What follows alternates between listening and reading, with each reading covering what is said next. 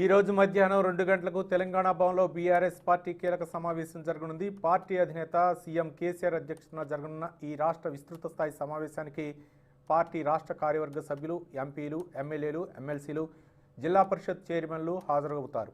తాజా రాజకీయాలు, బీఆర్ఎస్లో ప్రస్తుత పరిణామాలపై కీలకంగా చర్చించనున్నారు. కేంద్ర ప్రభుత్వం విచారణల పేరుతో పార్టీ నేతలను భయభ్రాంతులకు గురిచేస్తున్న వ్యవహారంపై కూడా సమీక్షించనున్నట్లు తెలుస్తోంది.